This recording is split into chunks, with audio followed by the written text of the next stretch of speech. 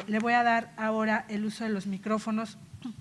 a la licenciada y maestra en Derecho por la Universidad Nacional Autónoma de México, con estudios en teoría constitucional, teoría de la democracia, sistemas electorales, teoría jurídica contemporánea, teoría de género y multiculturalismo. Cuenta además con formación especializada en la carrera judicial del Poder Judicial de la Federación, teoría del proceso, teoría de la prueba, argumentación de la interpretación. En la parte académica ha impartido diversos cursos, talleres, ponencias y ha participado como docente, seminarios y diplomados. Asimismo, ha participado en distintos foros y eventos académicos presentando ideas, propuestas y ensayos sobre didáctica de derecho, el sistema de medios de impugnación en materia electoral, procedimiento administrativo sancionador, ciudadanía, igualdad de género y democracia. Hoy es consejera electoral del Instituto Nacional Electoral y ha sido también consejera y presidenta del Instituto Electoral de la Ciudad, en el entonces Instituto del Distrito Federal, la consejera Claudia Zavala. Adelante, consejera.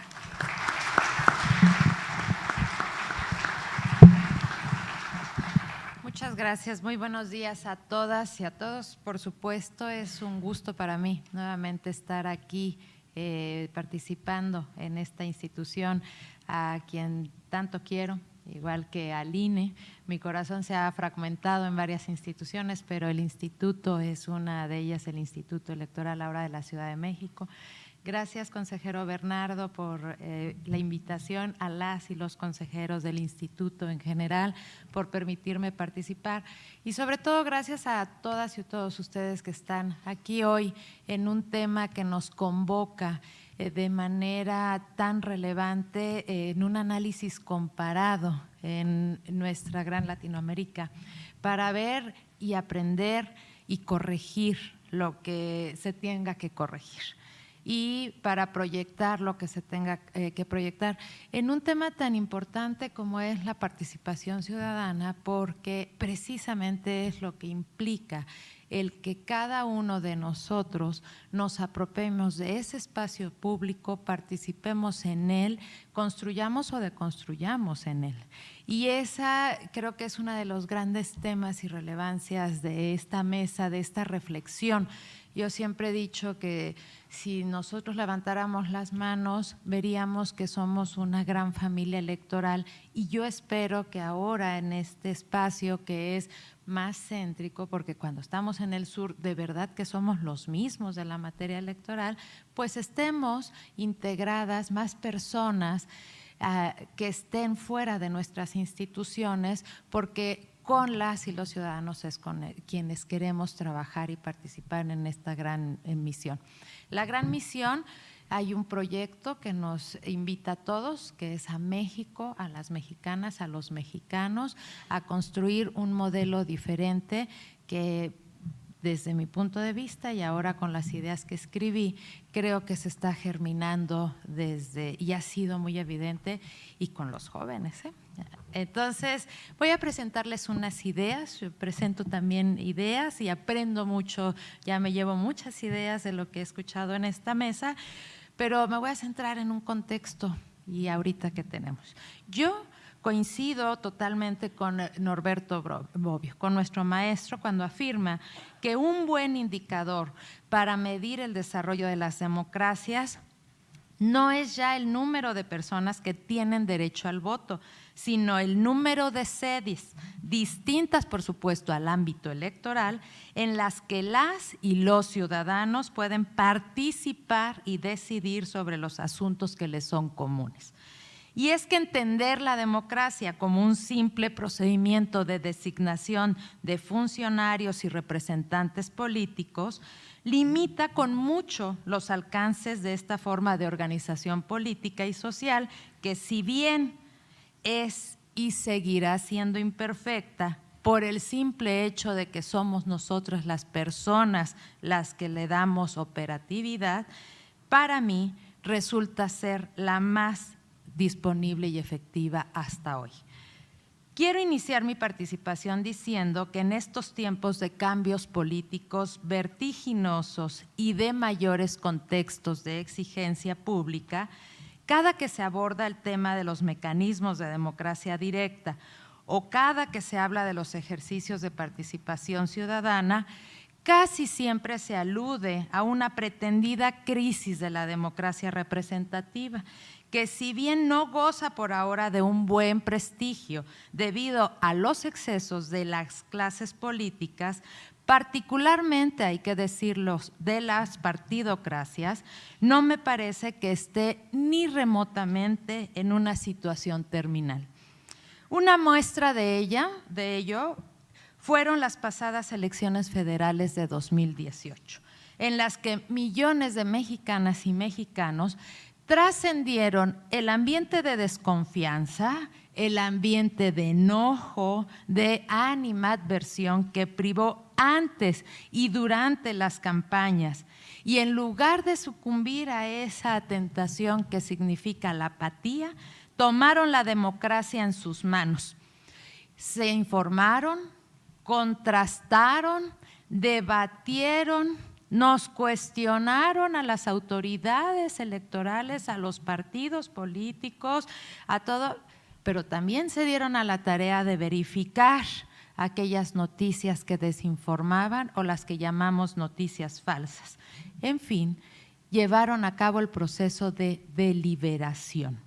Y con gran determinación, después de realizar estos actos, participaron y aterrizaron esas elecciones que hasta ahora han sido las más grandes y las más complejas que hemos enfrentado en México. Creo más bien que cuando nosotros hablamos de ejercicios de democracia directa, tenemos que verlos y proponerlos como extensiones, auxiliares o complementos que amplifican los procedimientos y alcances de esa organización democrática de masas que necesariamente es y seguirá siendo representativa. Y digo esto porque en el caso particular de nuestro país, y a propósito del cambio político que planteó el nuevo gobierno y su mayoría parlamentaria, me parece que se han querido posicionar políticamente a estos ejercicios de democracia directa como una especie de acciones correctivas o como remedios e incluso hasta metafóricamente sustantivas de nuestro modelo representativo,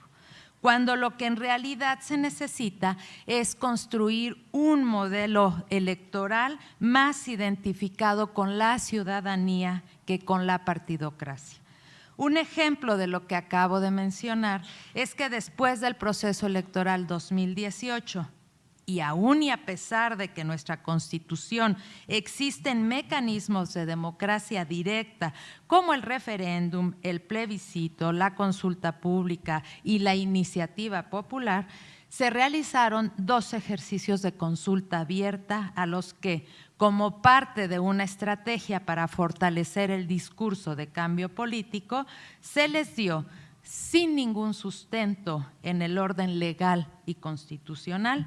el carácter de vinculantes, por lo que hace a la cancelación de una instalación estratégica y la anuencia, digamos, local para la construcción de un medio de transporte, lo que generó un debate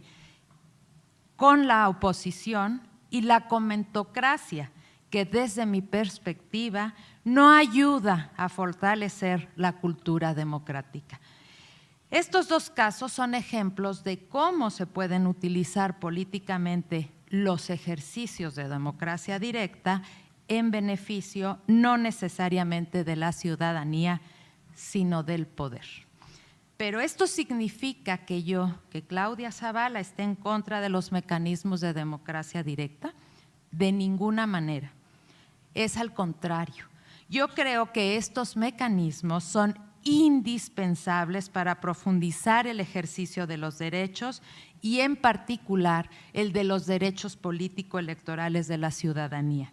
siempre y cuando se realicen conforme a las reglas del juego previsto para ellos. Para concretar mi participación, quiero referirme a 4 puntos que me parece pueden abonar a esta conversación. En primer lugar,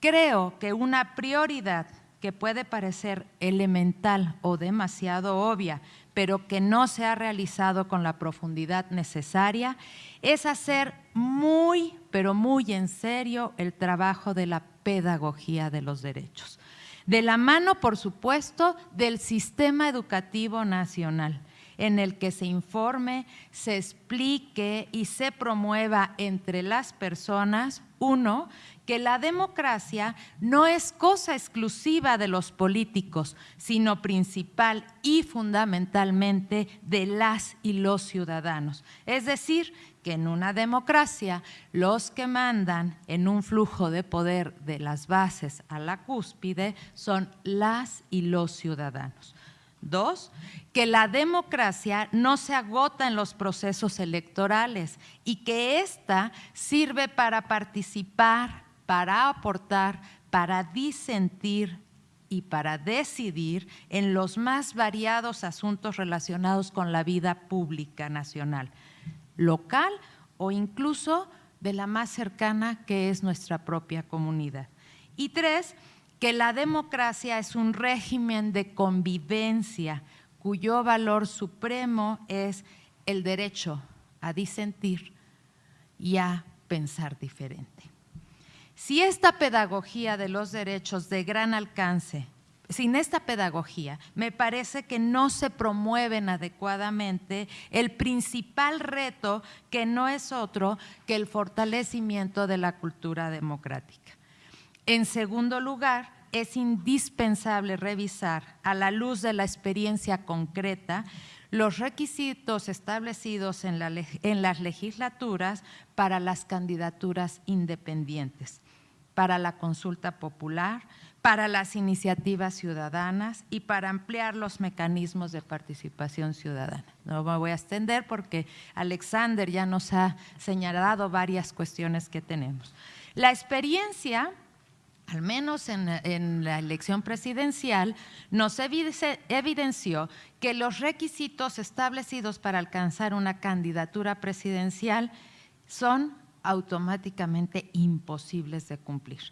Además de que esta figura fue utilizada en una buena medida por políticos con partidos que no encontraron acomodo al interior de sus propias organizaciones o que por un asunto de conveniencia intentaron cambiar artificialmente de partido político, de esa piel política que traen. Eso, desde mi punto de vista, debe revisarse porque la candidatura independiente tiene un sentido particular. Por otro lado, el requisito de casi 2 millones de firmas para que la ciudadanía pueda solicitar una consulta popular y el hecho de que éstas solo puedan realizarse de manera coincidente con los procesos electorales son exigencias que, más que promover la participación ciudadana, parecen querer desincentivarla. La iniciativa popular, por su parte, es una herramienta que suena muy bien, pero que en los hechos deriva en un trámite parlamentario bastante complejo que termina por ser poco efectivo.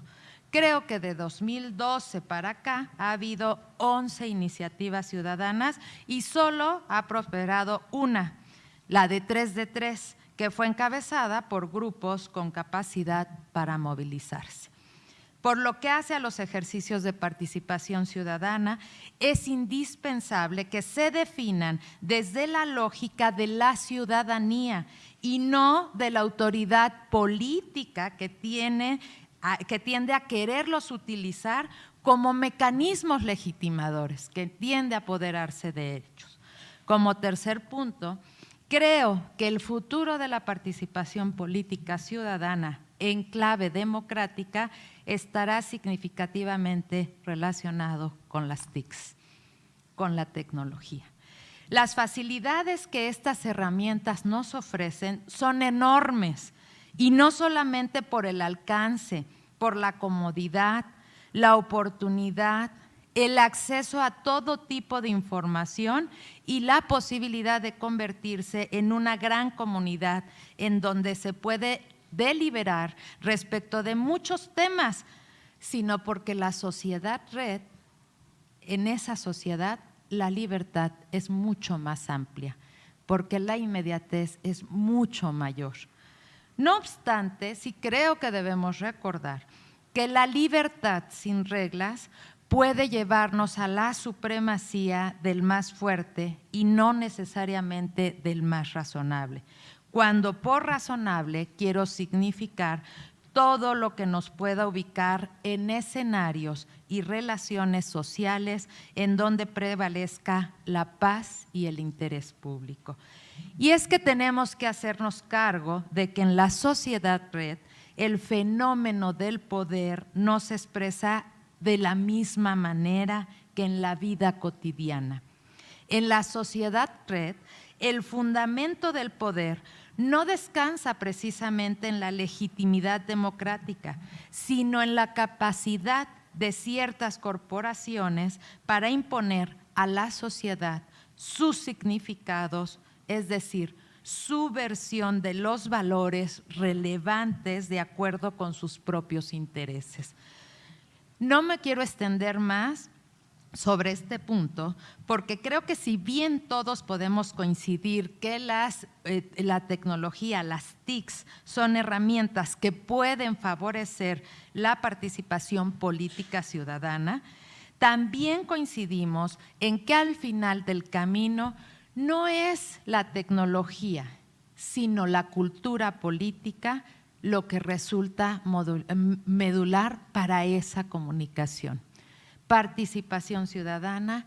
implica una intervención organizada en los asuntos públicos, implica una participación que modera, que controla el poder de los políticos y que la sociedad se hace escuchar en esa toma de decisiones. Las TICs son una herramienta esencial para ello. Finalmente, quiero terminar haciendo hincapié, sobre todo en este nuevo modelo de umbral de una nueva reforma político-electoral, en lo que creo que resulta fundamental para el caso mexicano. Y esto es que mientras no cambie esa fórmula política según la cual los mismos actores que convienen las reglas para la participación y la competencia política, es decir, los partidos políticos, con representación en los congresos, en el poder legislativo, mientras no cambie esa fórmula de que ellos son los mismos que hacen las leyes y quienes aplican esas reglas, pues la balanza siempre va a estar a favor de la partidocracia y no precisamente de la libre y de la más amplia participación política de los ciudadanos. Por eso me congratulo de esta mesa, porque hoy puede tener efectos las opiniones desde la mirada del extranjero que se pueden tener en la ley que en la Ciudad de México se va a estrenar, pero al final del camino la invitación es para todos. Depende de qué ciudadana o qué ciudadano soy, depende de qué tan demócrata soy, cómo puedo iniciar a construir la ciudadanía desde mi familia. De mi parte eran las ideas que quería compartir. Muchas gracias.